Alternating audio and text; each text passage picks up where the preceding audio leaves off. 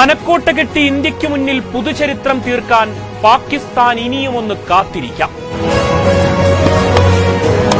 കവിഞ്ഞൊഴുകുന്നൊരു ജലധാര പോലെ നിലയ്ക്കാത്ത വിജയദാഹം അത് പാകിസ്ഥാന് മുന്നിലെങ്കിൽ കണ്ടതും കാണാനിരിക്കുന്നതും സുന്ദരമാണ്. ക്രിക്കറ്റിനൊരു പ്രത്യയശാസ്ത്രമേയുള്ളൂ, കളിക്കളത്തിൽ കളിമെനഞ്ഞ് ചരിത്രം തീർക്കുക.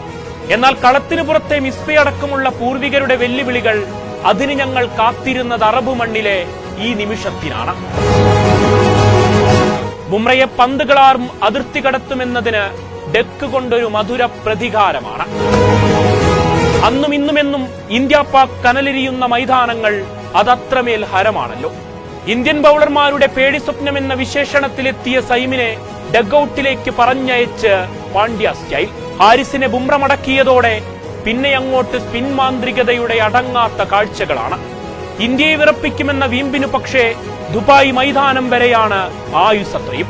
അക്സറും വരുണും കുൽദീപും അടങ്ങുന്ന മാജിക് സ്പിൻ കെണിയിൽ പാക് പട ഒന്നടങ്കം അസ്തമിച്ചു.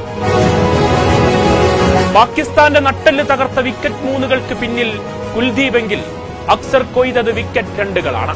പരാജയഭാരം പാക് ഡ്രസ്സിംഗ് റൂമിൽ നിഴലിച്ചപ്പോൾ ഫർഹാനും അഫ്രീദിയും പൊരുതി നേടിയതാണ് പ്രതീക്ഷയുടെ നേർത്തൊരംശമെങ്കിലും പാക് പടയ്ക്ക് മുന്നിൽ തെളിഞ്ഞത്. പ്രസരിപ്പ് പ്രഹസനമായി പാക് പട 127 വീണു. വെല്ലുവിളികളെ കറക്കി വീഴ്ത്തി കോടിക്കണക്കിന് മനുഷ്യരുടെ ഹൃദയാഭിവാദ്യം പകർന്ന് ഇന്ത്യ ബാറ്റെടുക്കുന്നു. അഫ്രീദിയെ തല്ലിത്തകർത്ത അഭിഷേക മിന്നലാട്ടത്തിൽ ഇന്ത്യ എന്തെന്ന് പാകിസ്ഥാൻ അറിഞ്ഞു. ബൌളിംഗ് പിച്ചിൽ റണ്ണൊഴുകുന്നത് കണ്ടതത്രയും നിരാശയുടെ വീണ്ടും ഒരു കളിക്കളത്തെ നോക്കി പാകിസ്ഥാൻ തല താഴ്ത്തി നിന്നു. ഗില്ല് വീണെങ്കിലും 13 പന്തുകൾ നിർഭയഭാവത്തിൽ 31 റൺസുകൾ അടിച്ചുകൂട്ടി അഭിഷേക്. ഇനി അങ്ങോട്ടെല്ലാം ക്യാപ്റ്റനും തിലകും ചേർന്ന് അനായാസം. തിലകിന്റെ തിലകം ചാർത്തിയ 31ഉം സൂര്യന്റെ 47ഉം ഇന്ത്യക്ക് കരുത്തായി.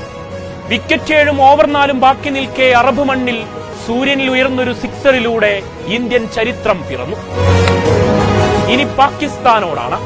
മുഖം മിനുക്കി കണക്ക് തീർക്കാൻ കരുതി വരുമ്പോൾ പ്രതീക്ഷയുടെ അമിതഭാരം അങ്ങിറക്കി വെച്ചേക്കുക. പണ്ടെന്നോ ജയിച്ചു തീർത്തൊരു കാലത്തെ താലോലിക്കുക. കുട്ടിക്രിക്കറ്റിലെ രാജാക്കന്മാരുടെ വിജയമോഹത്തിനതിരിടാൻ പഠിച്ചു തീരാത്തൊരു പാഠഭാഗമെന്ന പോൽ ഇന്ത്യയെന്നും നിങ്ങൾക്ക് മുന്നിലൊരു വൻമതിലാകും.